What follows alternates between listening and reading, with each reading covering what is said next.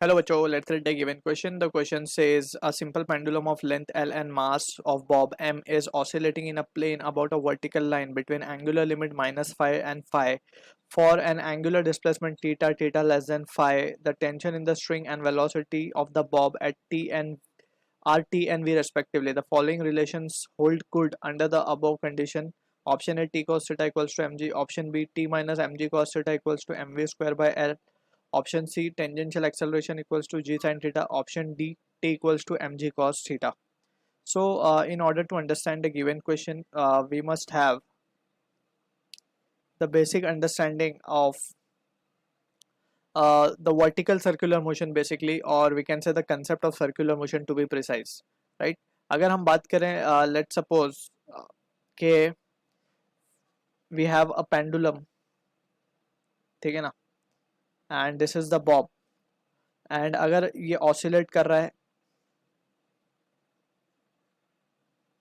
कुछ इस तरीके से, so we can say कि ये जो oscillation है इसमें just we need to draw the FBD के कौन सी forces are acting on this.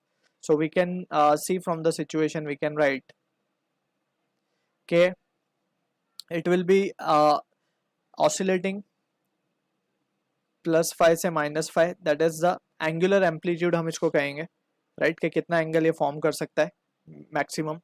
So in that situation we can see के फोर्सेस जो इस पे पेंडुलम पे होंगे, सबसे पहले तो mg हो सकता है इसके force, that is weight in the downward direction, tension in the string t, right. Also we need to understand about the circular motion. जब भी पार्टिकल सर्कुलर मोशन परफॉर्म करता है, so for a circular motion particle to be in circular motion, we are not talking about the uniform circular motion, just कोई भी circular motion हो सकता है, whether uniform non uniform.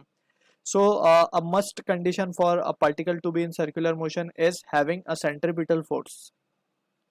Centripetal force जो है वो must force है for a particle to be in circular motion. और centripetal force का formula हम लिखते हैं mv square upon r, या it can also be written as mr omega square, since we know v is r omega. So from that we can have the various forms of centripetal force, right. और ये हमेशा centre seeking force है, centre loving या centre seeking force, centre seeking हमेशा radius के along और centre के towards act करता है, ठीक है. So using this basic concept we will try to answer the given question. अब यहाँ पे वी कैन सी कि सिंपल पेंडुलम जैसे हमने यहाँ पे भी ड्रॉ किया, सो यहाँ पे एक we can just show the FBD, और हमसे पूछा जा रहा है कि कौन सी कंडीशन यहाँ पे ट्रू होंगी. सो लेट्स से एक कंडीशन जहाँ पे we can see angular amplitude से कम एम्पलीट्यूड पे बात हो रही है, so we can consider a general case. कुछ यहाँ पे we can say first of all we can show the values of it.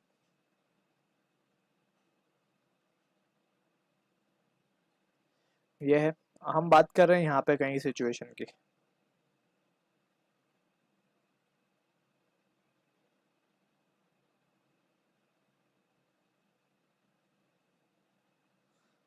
कुछ इस तरीके से,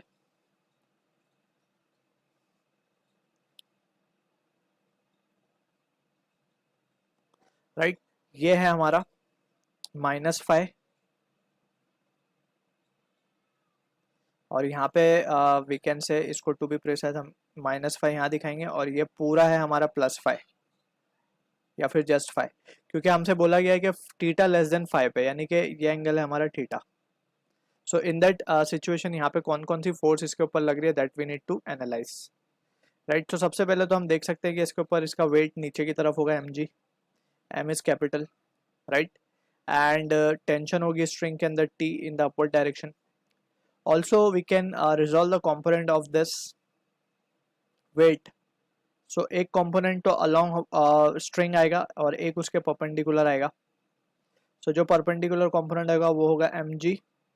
If this angle is theta, ये angle भी theta हो जाएगा हमारा, so this will be, ये भी theta होगा, so this will be mg cos theta and this will be mg sin theta, right. अब यहाँ से हम देख सकते हैं कि mg तो force है, m is the mass and g sin theta is the acceleration. Since we know f is equals to m into a होता है, right, by Newton's second law. So in that situation हम लिख सकते हैं कि m तो m है, g sin theta will be the acceleration, and this acceleration mg sin theta, or basically we can say g sin theta, is nothing but it is the tangential acceleration. यहाँ पे देख सकते हैं हम कि tangentially act कर रहा है, so this is the tangential acceleration, right.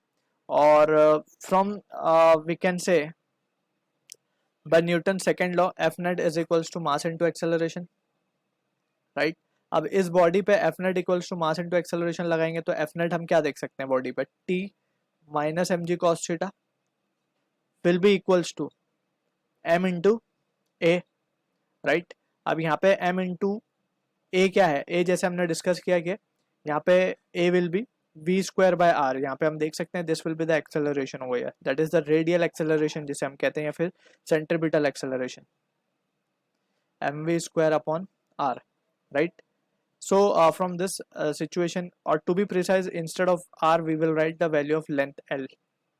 So these are the two basic relations we are getting. And अगर हम options को देखें so एक option B हमारा correct दिख रहा है and also our option C is the correct answer. So B and C is the answer to the question. I hope you understood the solution. All the best.